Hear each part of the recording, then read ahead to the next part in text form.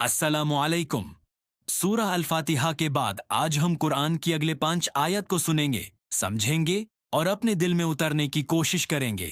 ये सूरह अल बकरह की शुरुआत है, कुरान की सबसे लंबी सूरह। आइए शुरू करते हैं। पहली आयत है अलम, अलिफ लाम मीम। ये हुरूफ मुकत्तात हैं, यानी ऐसे अक्षर जिनका साफ साफ मतलब हम नहीं जानते। इनका असल मतलब, इनकी हकीकत सिर्फ और सिर्फ अल्लाह ताला जानता है। ये हुमैन याद दिलाता है कि इंसानी इल्म कितना भी हो, वो अल्लाह के इल्म के सामने कुछ भी नहीं। हुमैन हमेशा विनम्रता यानी ह्यूमिलिटी से अल्लाह की किताब की तरफ आना चाहिए। दूसरी आयत है ज़ैलिकल किताबु ला रैब फीही हुदन लिलमुत्तकीन।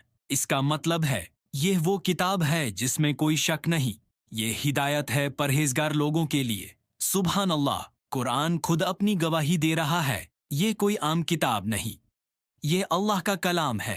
इसमें किसी तरह के शाक या शुबहे की कोई गुंजाइश नहीं। लेकिन हिदायत यानी सीधा रास्ता, इसे हर किसी को नहीं मिलता। ये सिर्फ उन लोगों के लिए रहनुमा है जो मुत्तकीन हैं, यानी जो अल्लाह से डरते हैं और गुनाहों से बचने की कोशिश करते हैं।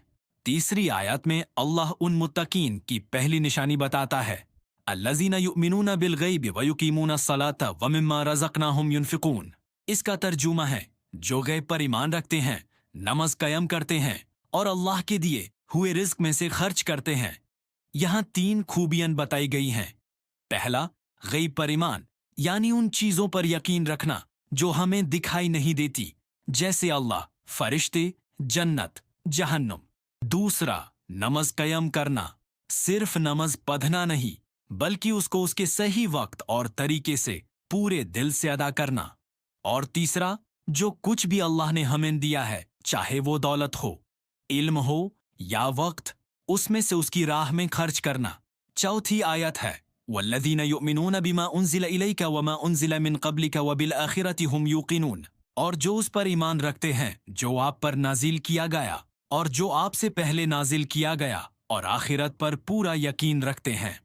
यहाँ ईमान की 2 और शर्तीन हैं। पहला, इस कुरान पर ईमान लाना जो हमारे नाबी मोहम्मद सल्लल्लाहु अलैहि वसल्लम पर उतरा, और दूसरा, उन सभी आसमानी किताबों पर ईमान लाना जो पहले के नबियों पर उतरी थीं, जैसे तौरत, ज़बूर और इंजील। और आखिर में आखिरात के दिन पर यानी मरने के बाद की जिंदगी पर पूरा यकीन रखना जिसमें हिसाब किताब होगा। और 5वीं आयत में अल्लाह इन लोगों के इनाम का जिक्र करता है, उलाइका अला हुदा मिन रब्बिहिम व उलाइका हुमुल मुफ्लिहून। यही लोग अपने रब की तरफ से हिदायत पर हैं और यही लोग कामयाब होने वाले हैं। सुभान अल्लाह, कितना खूबसूरत अंजाम।